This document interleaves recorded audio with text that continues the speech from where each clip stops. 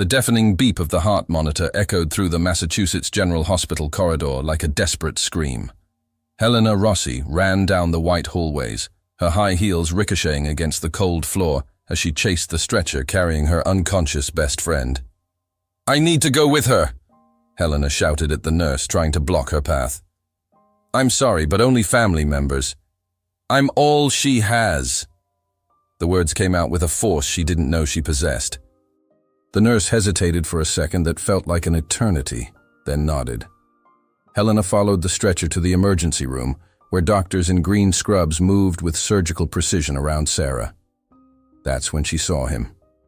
Dr. Gabriel Matthews was bent over Sarah, his steady hands working while he gave precise orders to the team. His brown eyes concentrated intensely on the patient, and even in the chaos of that moment, Helena noticed how he moved with an almost hypnotic confidence. "Blood pressure dropping. We need to act now," Gabriel said, his deep voice cutting through the tense air. Helena watched through the glass, feeling her own heart race. She couldn't take her eyes off that doctor. There was something about the way he commanded the situation, as if he could fight death itself and win. After 40 minutes that felt like hours, Gabriel emerged from the room. His shoulders relaxed slightly when he saw Helena. "She's stable," he said, removing his surgical gloves. "It was a scare, but Sarah's going to be fine." Helena felt her legs wobble with relief. "Thank you. Thank you, Doctor." "Gabriel Matthews." He extended his hand, and when Helena touched it, she felt an electric current run up her arm. "Helena Rossi." She realized she was holding his hand longer than she should, but couldn't let go. "Italian?" Gabriel asked with a smile that made her stomach flip. "My family's from Milan, but I was born here in Boston." Helena tucked a blonde strand behind her ear, a nervous gesture that didn't go unnoticed.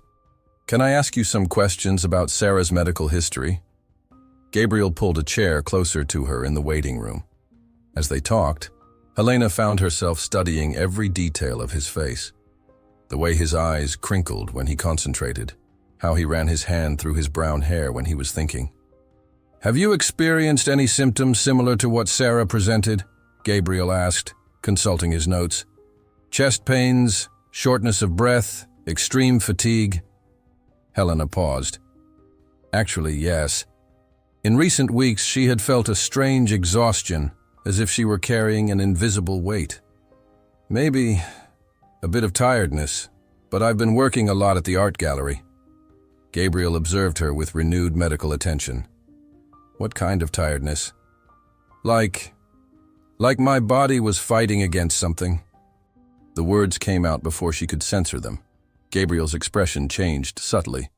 "Helena, would it be possible to run some tests on you too, just as a precaution?" An hour later, Helena was sitting on an examination table, wearing one of those ridiculous hospital gowns that open in the back, while Gabriel analyzed her test results on a tablet. The silence stretched on. Gabriel frowned, ran his finger across the screen, went back to previous results. "Doctor?" Helena tried to keep her voice steady. "Is everything okay?" Gabriel slowly looked up. In that moment, Helena saw something that made her tremble. Fear. Fear in the eyes of an experienced doctor. "Helena." He pulled a chair closer to the examination table. "We need to talk." Her world collapsed with 4 simple words. "You have 6 months." The tablet slipped from Gabriel's hands and crashed to the floor with a bang that echoed through the silent room. Helena felt like she was falling into a bottomless pit. "No, this can't be right." Her voice was barely a whisper. Gabriel stood up quickly, his hands finding her shoulders in a gesture that was half professional, half human. "Helena, I know it's impossible to process this right now, but..." She didn't hear the rest. The world began to spin, the edges of her vision darkened, and the last thing she remembered was falling into his arms. When she woke up, she was lying on the examination table with Gabriel holding her hand. His eyes were red, as if he had been crying, which was impossible. Doctors didn't cry over patients they had just met. "Hi," he said softly. How do you feel? Helena tried to sit up, but Gabriel gently stopped her. Stay lying down for a few more minutes. His voice was softer now, less clinical. You said 6 months? Helena asked, her voice hoarse. Gabriel nodded, still holding her hand. Advanced hypertrophic cardiomyopathy. It's a genetic condition that affects the heart muscle. The symptoms can remain hidden for years until your heart simply stops. Helena completed with a coldness that surprised her. Helena, there are treatments, experimental therapies. 6 months, she repeated, as if testing how the words sounded out loud. 6 months to live a lifetime. Gabriel squeezed her hand tighter. What are you going to do? For the first time since she woke up, Helena smiled. Not a sad or bitter smile, but a real smile, almost rebellious. I'm going to live, Dr. Gabriel Matthews. I'm going to live like I've never lived before. And in that moment, while looking into his eyes, Helena made a decision that would change everything. She wouldn't spend her last 6 months slowly dying. She would spend them living intensely. And maybe, just maybe, that brown-eyed doctor who held her hand like she was too precious to let go could be part of that journey. 3 days after receiving her death sentence, Helena Rossi stood in front of her bedroom mirror at 5:47 a.m., staring at a woman she barely recognized. Gone was the cautious gallery curator who matched her shoes to her purse and never jaywalked. In her place stood someone wearing a red leather jacket she'd bought on impulse an hour ago, dark jeans that hugged her curves, and combat boots that made her feel invincible. Her phone buzzed. A text from her boss. Where are you? The Morrison exhibition opens in 2 hours. Helena typed back without hesitation. I quit. Then she turned off her phone and threw it in a drawer. For 26 years, she had lived according to everyone else's expectations. Perfect grades, perfect job, perfect relationship with boring Brad who proposed with a ring he'd researched for 6 months and a speech he'd memorized. She'd said yes because that's what good girls did. Not anymore. Helena grabbed her keys and headed for the door, pausing only to look at the engagement ring sitting on her kitchen counter where she'd left it the night before, right next to a note that simply said, Sorry, Brad, I'm done being safe. 40 minutes later, she was standing outside Massachusetts General Hospital, her heart pounding for reasons that had nothing to do with her terminal diagnosis. She'd come here on impulse, telling herself she needed to ask Gabriel about treatment options. But if she was honest, and she was done lying to herself, she just wanted to see him again. Helena? She spun around to find Gabriel walking toward her, looking impossibly handsome in his blue scrubs and white coat. His hair was slightly messy, like he'd been running his hands through it, and there were dark circles under his eyes. Did you sleep at all? She asked, before she could stop herself. Gabriel paused, clearly surprised by her directness. Not much. I was researching your condition. He studied her new look, his eyes lingering on the leather jacket. You look different. I feel different. Helena stepped closer, close enough to catch the faint scent of his cologne mixed with hospital antiseptic. I've been thinking about what you said, about experimental treatments. Good. I've been making some calls. I'm not interested. Gabriel blinked. What? I'm not interested in spending my last 6 months as a lab rat, getting pumped full of chemicals that might give me an extra few weeks. Helena's voice was steady, determined. I want to live, Gabriel. Really live. Helena, you don't understand. There's a procedure. Coffee, she interrupted, surprising them both. What? Have coffee with me. Right now. Helena tilted her head, watching his internal struggle play out across his face. Unless you're too busy saving lives to spare an hour for someone who's dying. Gabriel stared at her for a long moment. Then, to her surprise, he laughed. Not a polite doctor laugh, but a real, genuine laugh that made his eyes crinkle. That's emotional manipulation. Is it working? Maybe. Gabriel glanced at his watch, then back at her. I have a break in 20 minutes. Perfect. I know a place. 30 minutes later, They were sitting in a tiny coffee shop that Helena had walked past 1,000 times but never entered. The kind of place with mismatched chairs and art from local students covering the walls. Gabriel looked completely out of place in his medical attire, but he didn't seem to care. "So," Helena said, wrapping her hands around her oversized mug of coffee, "tell me something about Gabriel Matthews that isn't in his medical degree. That's not how doctor-patient relationships work. Good thing I'm not your patient anymore." Helena took a sip of coffee, maintaining eye contact. "I fired you. You can't fire your cardiologist. Watch me. I just did." She leaned back in her chair, grinning. "So now you're just Gabriel, and I'm just Helena, and we're just two people having coffee. Tell me something real." Gabriel was quiet for a moment, turning his coffee mug in his hands. "I wanted to be a musician." "Really? Piano? I was actually pretty good." He smiled, and Helena caught a glimpse of the man he might have been in another life. "My parents had other plans." "Do you still play?" "Sometimes. Late at night, when I can't sleep." Gabriel looked up at her. "Which has been happening a lot lately." "Because of me?" The honesty in her question seemed to catch him off guard. "Partly." Helena felt her heart skip, the good kind of skip, not the medical kind. "What's the other part?" "I keep thinking about what you said. About living instead of just existing." Gabriel's voice dropped lower. "I've been existing for a long time." "Why?" Gabriel was quiet for so long Helena thought he wouldn't answer. When he finally spoke, his voice was barely above a whisper. "I lost someone, 3 years ago, a patient." He met her eyes. "I couldn't save her." "What happened?" "Same condition as you. She was young, engaged, full of life, and I promised her I'd find a way." Gabriel's jaw tightened. "I couldn't. She died believing I would save her." Helena reached across the table and covered his hand with hers. "So you've been punishing yourself ever since?" "Maybe. Definitely." Helena squeezed his hand. "Gabriel, you can't save everyone." "I should be able to." "Says who? Your medical degree? Your ego?" Helena's voice was gentle but firm. "You're not God." Gabriel looked down at their joined hands. "Sometimes I forget that."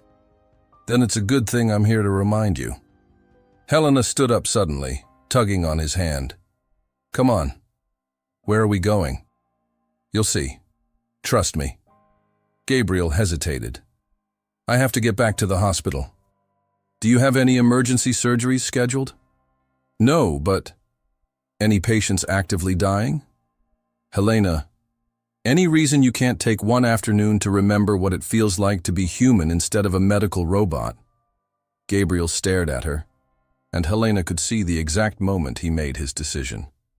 He stood up, pulling out his phone. "Dr. Matthews calling in.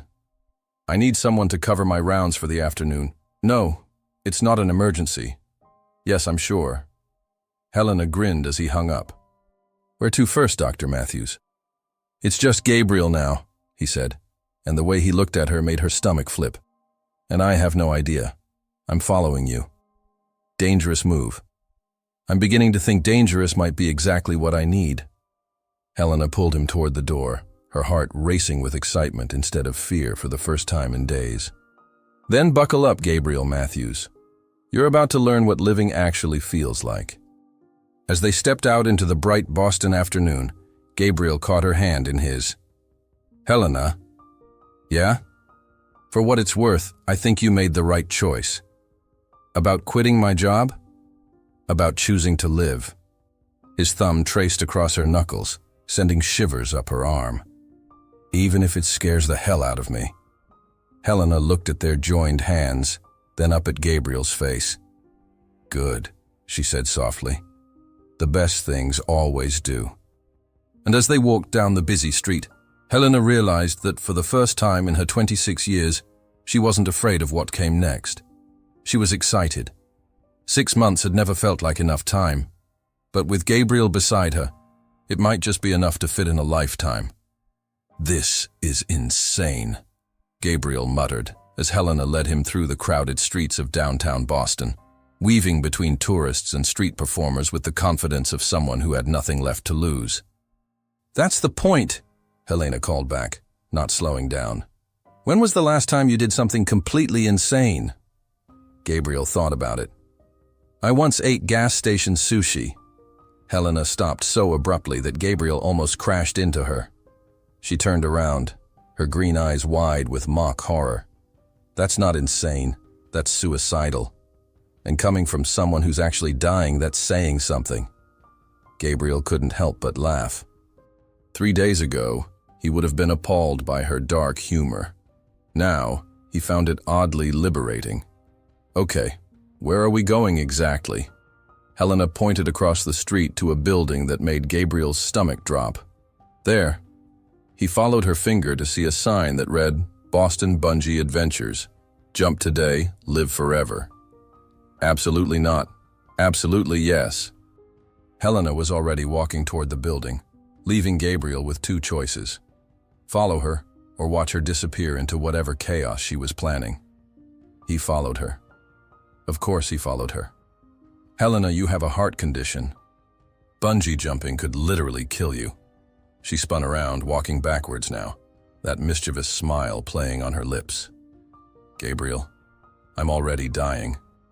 "The question is, do I die having lived, or do I die having played it safe?" Before Gabriel could argue, Helena had pushed through the doors of the bungee company. The interior looked like a cross between an extreme sports store and a medical facility, which Gabriel found oddly appropriate given his current predicament. "Hi." Helena bounced up to the counter where a guy with more piercings than Gabriel had ever seen was sorting through paperwork. "We'd like to make a reservation." "Sweet. First time?" Piercing guy, his name tag read Zach, grinned at them. "For both of us," Helena said before Gabriel could protest. "Actually," Gabriel started. "He's nervous," Helena interrupted, sliding her arm through his. "It's cute." Gabriel felt heat rise in his cheeks. "I'm not nervous. I'm medically concerned."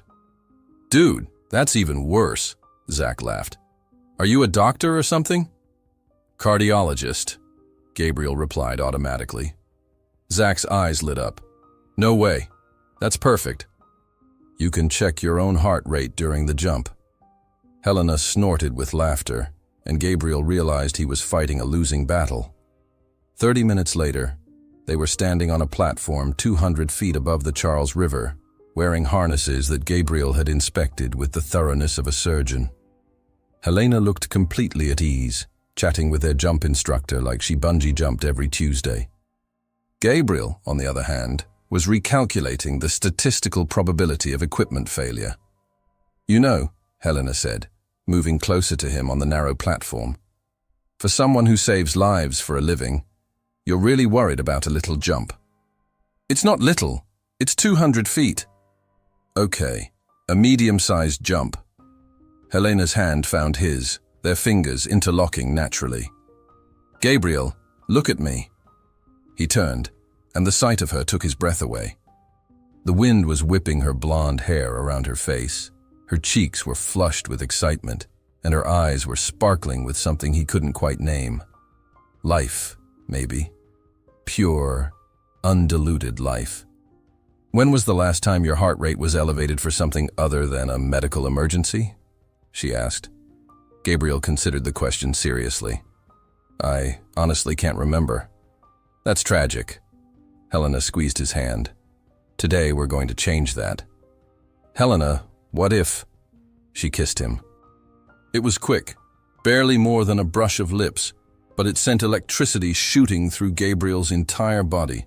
When she pulled away, she was grinning. "What was that for?" "You were overthinking." Helena shrugged. "I figured I'd give you something else to think about." "Mission accomplished," Gabriel said, his voice rougher than he intended. "All right, lovebirds," their instructor called out. "Who's going first?" "Together," Helena said immediately. Gabriel's eyes widened. "Together?" "Tandem jump. You and me, attached to the same cord." Helena's smile was radiant. "What do you say, Dr. Matthews?" Ready to fall with me? Gabriel looked at Helena, really looked at her, at the woman who had walked into his life 3 days ago and turned everything upside down.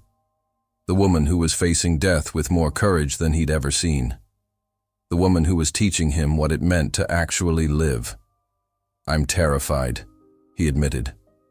"Good," Helena said. "So am I." "Really?" "Really.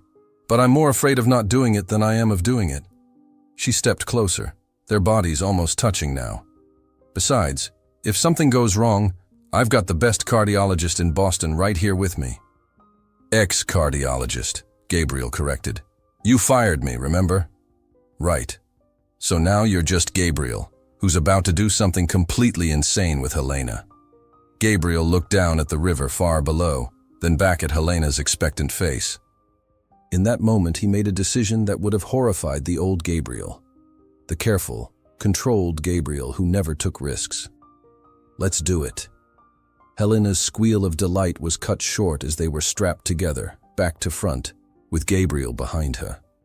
His arms wrapped around her waist as the instructor checked their equipment one final time. "On 3, the instructor called out. 1. Gabriel could feel Helena's heart beating against his chest. Or maybe that was his own heart. Possibly both. 2. Helena turned her head slightly, her cheek brushing against his. "Thank you," she whispered. "For what?" "For falling with me." 3. They jumped. For a moment, Gabriel was certain they were going to die.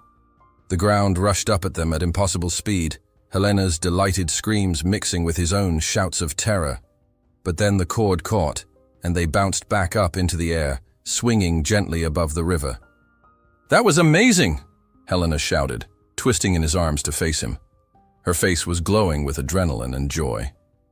"How do you feel?" Gabriel realized he was laughing.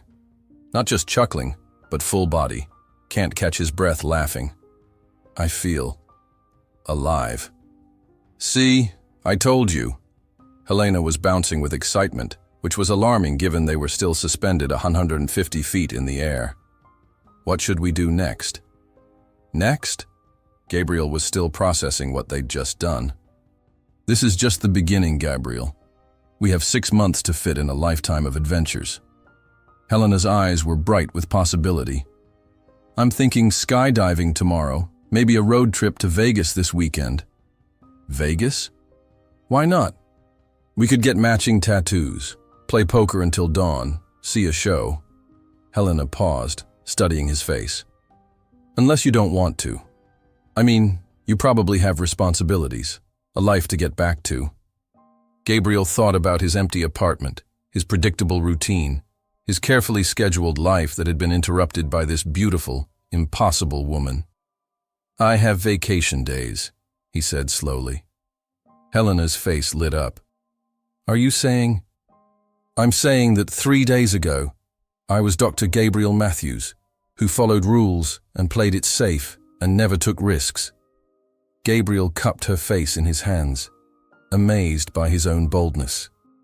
"But that was before I met Helena Rossi, who taught me that sometimes the best way to save a life is to start living it." Helena's smile was brighter than the sun. "So you're in? For all of it?"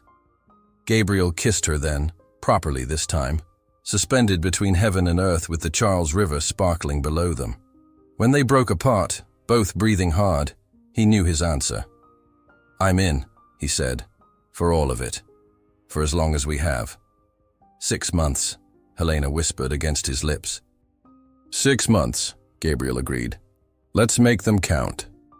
As they were slowly lowered back to solid ground, Gabriel realized that for the first time in 3 years, he wasn't thinking about the patient he couldn't save. He was thinking about the woman he could love. And maybe, just maybe, she could save him too. Gabriel had never called in sick to work when he wasn't actually dying. In fact, Gabriel had never called in sick at all. But at 6 a.m. on a Friday morning, he found himself standing in his kitchen, phone in hand, practicing lies. "Dr. Chen, it's Gabriel. I need to take some time off." "No, everything's fine. Yes, I know it's unusual. A week, maybe 2. The truth was, Gabriel had no idea how long he'd be gone.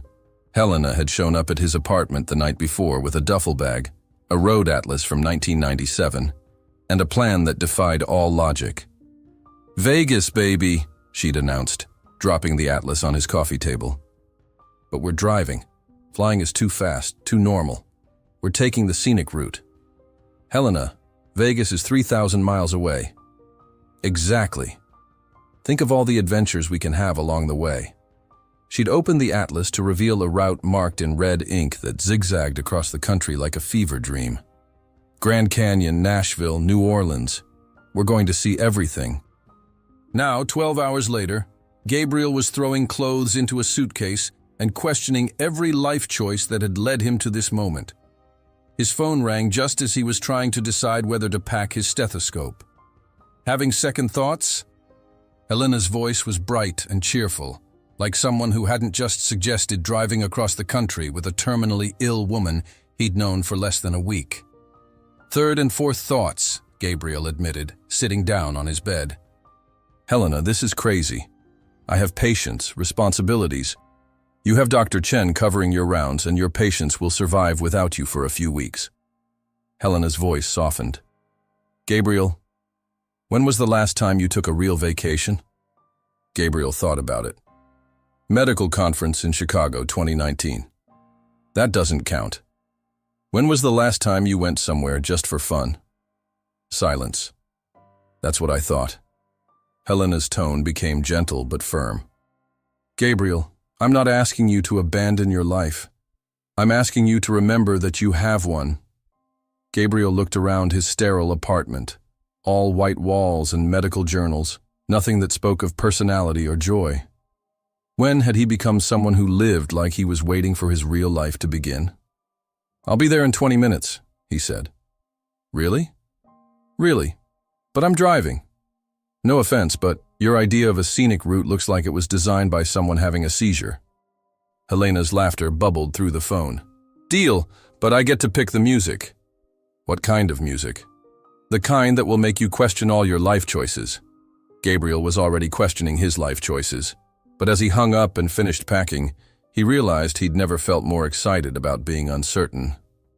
30 minutes later, Gabriel stood in Helena's apartment doorway, travel bag in hand, and felt his breath catch. Helena emerged from her bedroom wearing a sundress that made her legs look endless and her hair braided over one shoulder. She looked like summer incarnate.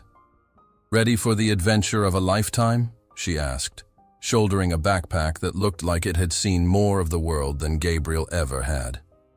"As ready as someone can be for something they've never done before." "Perfect. That's the spirit." Helena grabbed a second bag and headed for the door, then paused. "Gabriel?" "Yeah?" "Thank you. For doing this with me." "Thank you for asking me to." The first hour of driving was awkward. Gabriel gripped the steering wheel like he was performing surgery, following GPS directions with religious devotion. Helena fiddled with the radio, cycling through stations with the restless energy of someone who had places to be and limited time to get there.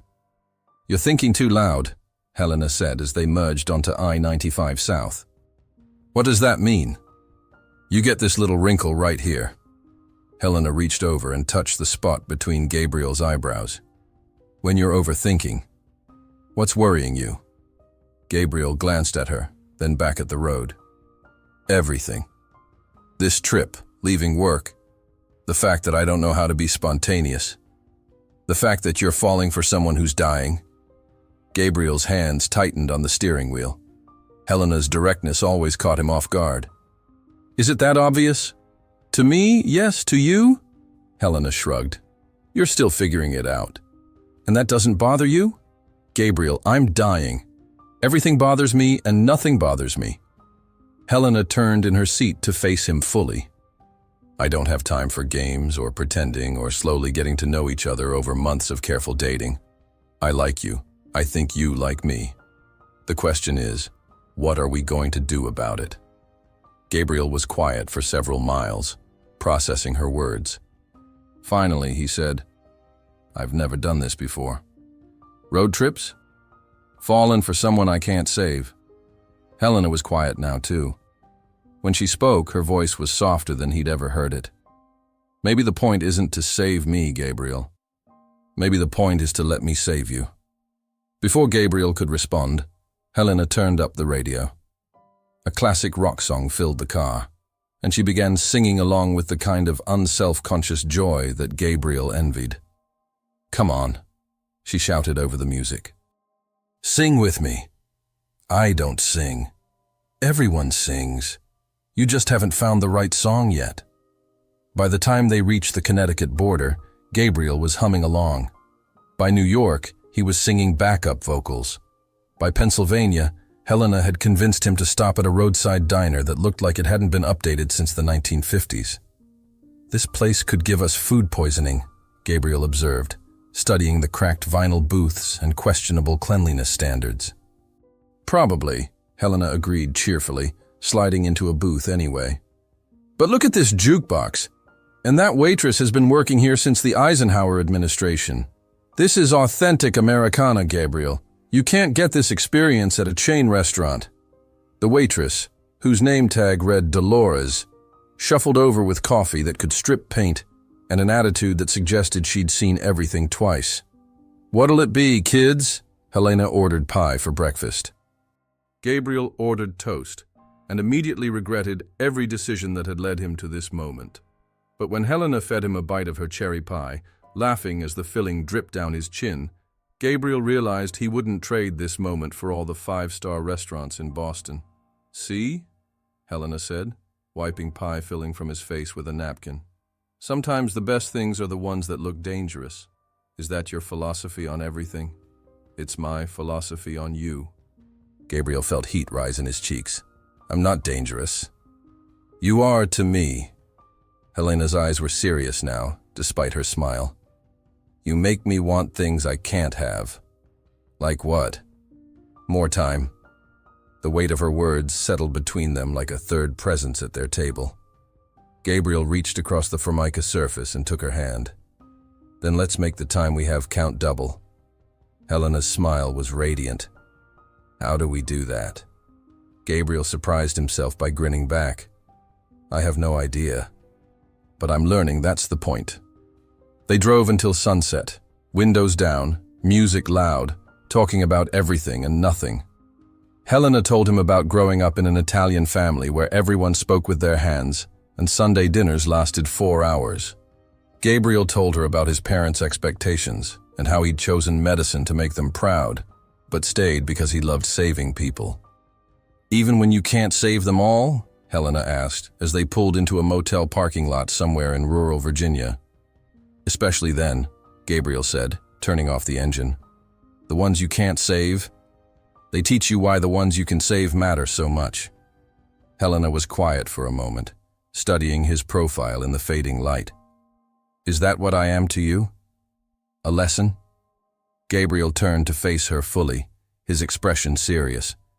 "Helena, you're not someone I'm trying to save. You're someone I'm trying to learn how to live from." "And am I a good teacher?" Gabriel leaned closer, close enough to count the freckles across her nose, close enough to see the flecks of gold in her green eyes. "The best," he whispered, then kissed her. This kiss was different from the others, slower, deeper, full of promise and possibility. When they broke apart, both breathing hard, Gabriel rested his forehead against hers. "2 rooms or 1?" he asked quietly. Helena's smile was soft and sure. "What do you think?" Gabriel thought about the careful, controlled life he'd left behind in Boston. Then he thought about the woman in his arms who was teaching him that the best things in life required a leap of faith. 1, he said. "Definitely 1. As they walked into the motel lobby, hand in hand, Gabriel realized that for the first time in his adult life, he had no idea what tomorrow would bring. And he'd never been more excited about anything in his life. Gabriel woke up to the sound of Helena's laughter and the smell of terrible motel coffee. Sunlight streamed through thin curtains, casting golden lines across the rumpled sheets where Helena sat cross-legged, scrolling through her phone with barely contained excitement. "We're famous," she announced, holding up her phone to show him a social media post. Gabriel squinted at the screen, trying to focus without his glasses. What am I looking at? Someone posted a video of our bungee jump yesterday. Look, couple takes leap of faith together. We have 12,000 likes. Great. My colleagues are definitely going to see this. Gabriel groaned and pulled a pillow over his head. Helena tugged the pillow away, her green eyes sparkling with mischief. Gabriel Matthews, are you embarrassed to be seen with me? I'm embarrassed to be seen bungee jumping in scrubs. You looked hot in scrubs. Helena leaned down and kissed his forehead. Very sexy doctor saves the day vibes. Gabriel caught her hand as she pulled away, intertwining their fingers. In the morning light, Helena looked younger somehow, her blonde hair mussed from sleep, her face free of makeup. She was wearing one of his t-shirts, and the sight of her in his clothes did things to his chest that had nothing to do with cardiology. How do you feel? He asked, automatically checking her pulse with his thumb. Like someone who spent the night with a very talented doctor. Helena's smile turned wicked. Among other things. Gabriel felt heat rise in his cheeks. Last night had been revelatory. He discovered that Helena approached intimacy the same way she approached everything else, with fearless enthusiasm and a complete lack of inhibition that left him breathless. I meant medically, he said, though his voice came out rougher than intended. I know what you meant. Helena's expression softened. I feel good, Gabriel. Better than I have in months. You're better than any medicine. That's not scientifically accurate. Maybe not, but it's true. Helena stretched like a cat, arching her back in a way that made Gabriel's medical training temporarily malfunction. So, what's on the agenda today, Dr. Road Trip? Gabriel consulted the crumpled atlas spread across the nightstand. According to our completely logical route, we're supposed to hit Nashville by evening. Perfect. I've always wanted to see the Grand Ole Opry. Helena bounced off the bed and began rummaging through her bag. Plus, I have a surprise for you. What kind of surprise? Helena pulled out what appeared to be a guitar case. This kind? Gabriel stared at the case. Helena, you can't be serious. Dead serious. No pun intended. Helena opened the case to reveal a beautiful acoustic guitar. I may have done some research on you, Dr. Matthews. Turns out you were quite the musician in college. When did you? I have my ways, and I bought this yesterday while you were panicking about taking time off work. Helena sat on the edge of the bed holding the guitar out to him. I thought maybe, tonight, when we get to Nashville, you could play for me. Gabriel stared at the instrument like it might bite him. Helena, I haven't played in years. So? It's like riding a bike. It's nothing like riding a bike. It's like performing surgery after a decade of retirement. Helena laughed. Okay, bad analogy, but Gabriel... She set the guitar aside and took his hands in hers. I'm not asking you to be perfect. I'm asking you to share something that used to make you happy. Gabriel looked into her earnest face and felt something crack open in his chest. What if I'm terrible?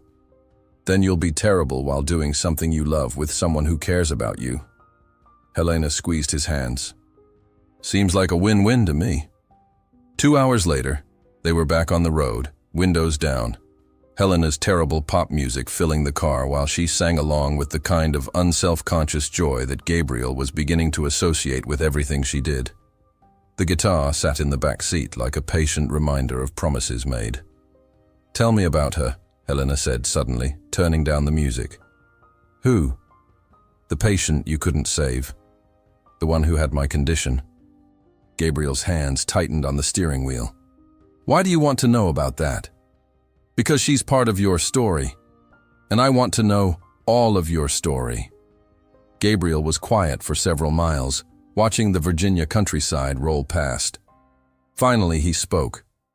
Her name was Rebecca Chen. No relation to my colleague. She was 24, a kindergarten teacher. Gabriel's voice was carefully controlled. She came in with chest pains, Shortness of breath. Same symptoms you had. Helena waited, sensing there was more. She was engaged to her college sweetheart. They were supposed to get married that fall. Gabriel's jaw tightened. She asked me to promise that she'd be okay, that she'd make it to her wedding, and I promised. What happened? I tried everything. Every treatment, every experimental therapy, every clinical trial. I worked 18-hour days researching her condition, consulting with specialists across the country. Gabriel's voice broke slightly. None of it mattered. She died 3 weeks before her wedding, holding her fiancé's hand. Helena was quiet for a long moment. When she spoke, her voice was gentle. That's why you became a robot. What? After she died, you shut down all the human parts of yourself. Became all doctor, no Gabriel. Helena turned to study his profile. You blamed yourself for caring too much. Gabriel felt exposed, like Helena could see straight through to his soul. Maybe. Definitely. Helena reached over and covered his hand with hers. Gabriel, what happened to Rebecca wasn't your fault. I know that intellectually, but not here. Helena pressed her other hand to his chest, over his heart. You've been punishing yourself for 3 years for the crime of being human. Gabriel pulled over at the next rest stop, his hands shaking slightly as he turned off the engine. Helena unbuckled her seatbelt and turned to face him fully. Look at me, she said. Gabriel met her eyes and saw understanding there instead of pity. I'm not Rebecca, Helena said firmly, and you're not the same doctor who treated her. We're different people, in a different time, with a different story. But the ending is going to be different too. Helena cupped his face in her hands. Gabriel, I'm not asking you to save me. I'm asking you to love me, for whatever time we have left. Gabriel felt tears he'd been holding back for 3 years finally spill over. I don't know how to love someone I'm going to lose. The same way you love someone you're not going to lose, Helena said softly. One day at a time. One moment at a time. One kiss at a time. She kissed him then, soft and sweet and full of promise. When they broke apart, Gabriel rested his forehead against hers. I'm terrified, he whispered. I know. So am I. Helena smiled through her own tears. But we're terrified together, and that makes all the difference. They drove the rest of the way to Nashville in comfortable silence, hands linked across the center console. As the city skyline came into view, Helena squeezed his hand. Ready for your musical debut, maestro? Gabriel looked at the guitar in the rearview mirror, then at Helena's expectant face. For the first time in years, the thought of playing music didn't fill him with dread. I think I might be. That evening, they found themselves in a small, honky-tonk bar off Broadway, the kind of place where tourists and locals mixed over beer and live music. Helena had somehow convinced the owner to let Gabriel play during the open mic portion of the evening, despite Gabriel's protests that he wasn't ready. You're never ready for the things that matter most, Helena had said, and Gabriel was beginning to understand that this was her philosophy on everything. Now, sitting on a small stage with the guitar in his hands and Helena watching from a front table, Gabriel felt his heart racing for all the right reasons. This song, he said into the microphone, his voice carrying across the suddenly quiet bar, is for someone who taught me that sometimes the best way to heal a broken heart is to let it break open completely. Gabriel's fingers found the strings, and muscle memory took over. The melody that emerged was something he'd written in college but never shared. Something about hope and love, and the courage to keep trying even when you know the ending might break you. As he played, Gabriel watched Helena's face transform. Her eyes filled with tears, but she was smiling the most radiant smile he'd ever seen. When he reached the chorus, she mouthed the words along, somehow knowing instinctively what came next. When the song ended, the bar erupted in applause, but Gabriel only heard Helena's voice calling, "That was beautiful." Later, Walking back to their hotel through the neon-lit streets of Nashville, Helena slipped her arm through his. "Thank you," she said quietly. "For what?" "For playing. For sharing that part of yourself with me." Helena stopped walking and turned to face him. "Gabriel, I need to tell you something." Gabriel's heart clenched. "What?" "I'm falling in love with you." Helena's voice was steady, sure. "I know it's crazy, and I know it's going to end badly, but I needed you to know." Gabriel cupped her face in his hands, amazed by her courage, humbled by her honesty. "Helena," he said softly, "I fell in love with you the moment you decided to live instead of die. Everything since then has just been catching up." When they kissed under the Nashville streetlights, Gabriel realized that loving someone you're going to lose isn't about preparing for the ending. It's about making every moment so perfect that it becomes eternal. 4 months later, Las Vegas Gabriel stood in the chapel doorway, his hands shaking as he adjusted his hastily purchased tie. Through the gaudy pink and gold interior, he could see Helena at the altar, radiant in a simple white dress they'd bought an hour ago from a vintage shop on the Strip. She was laughing at something the Elvis impersonator minister was saying, her face glowing with the kind of joy that had become his entire world. They were getting married in Vegas. Gabriel still couldn't quite believe it. "You sure about this, son?" Elvis asked, his sequined jumpsuit catching the chapel's neon lights. "Marriage is a big step, especially when what?" Gabriel's voice was sharper than intended. Elvis gestured vaguely. "Well, the little lady mentioned you two are on a bit of a timeline." Gabriel looked at Helena again. In the 4 months since their road trip began, she had become everything to him. His best friend, his lover, his reason for waking up excited about each new day. She had taught him to skydive in Arizona, convinced him to get a tattoo in New Mexico, a small piano on his wrist that made him smile every time he saw it, and somehow talked him into karaoke competitions in 3 different states.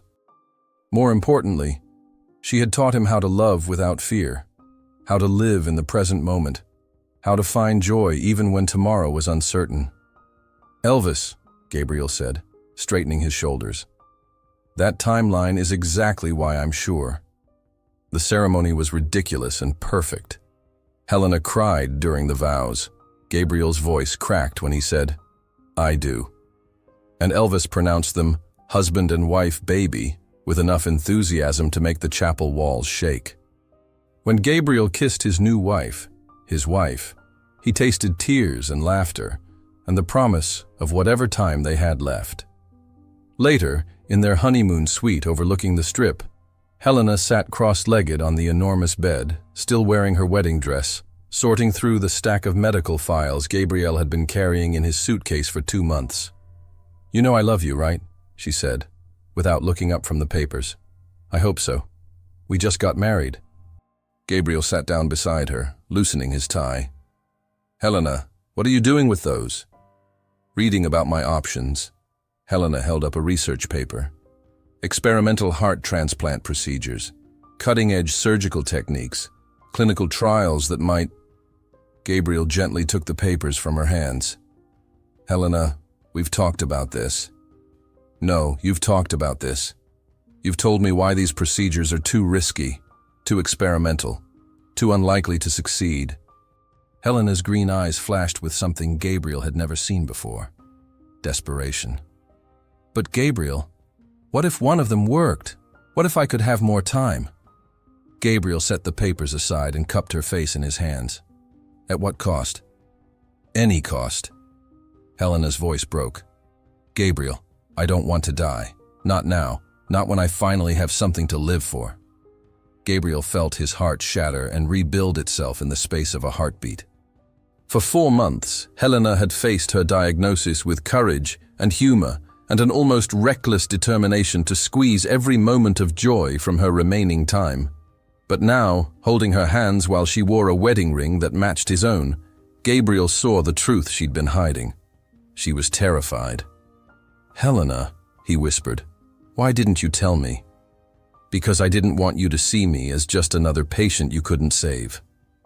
Tears spilled down her cheeks, smudging her wedding makeup. I wanted to be the woman who taught you how to live, not the woman who reminded you of death. Gabriel pulled her into his arms, holding her as she finally let herself break apart. For months, she had been his teacher, his guide to a fuller life. Now, finally, she was letting him see her fear, her humanity, her desperate hope for more time. You are the woman who taught me how to live, Gabriel said into her hair. You're also the woman I love too much to watch suffer through treatments that would destroy your quality of life for the slim chance of a few extra months. Helena pulled back to look at him. But what if it wasn't just a few extra months? What if it was years? Gabriel was quiet for a long time, studying her face, memorizing the way the Vegas neon painted colored lights across her skin. Finally, he spoke. There is one option we haven't discussed. What? Gabriel took a deep breath, knowing that what he was about to say would change everything. Experimental cardiac transplantation using a living donor. Helena frowned. What does that mean? It means someone with a compatible heart could donate part of their cardiac tissue to replace your damaged muscle. Gabriel's voice was steady, clinical. The donor would have to be a perfect genetic match, and the procedure would be significant for both parties. Significant how? Gabriel met her eyes. The donor wouldn't survive the surgery. Helena went completely still. Gabriel, no. It's been done before, in extreme cases. Gabriel, no. Helena scrambled off the bed, putting distance between them. You're talking about suicide. I'm talking about a medical procedure that could save your life. By ending yours, Helena's voice rose to a shout. Are you insane? I won't let you do that. Gabriel stood slowly, his expression calm despite the storm raging in his chest. Helena, we're genetically compatible. I ran the tests weeks ago. Helena stared at him in horror. You what?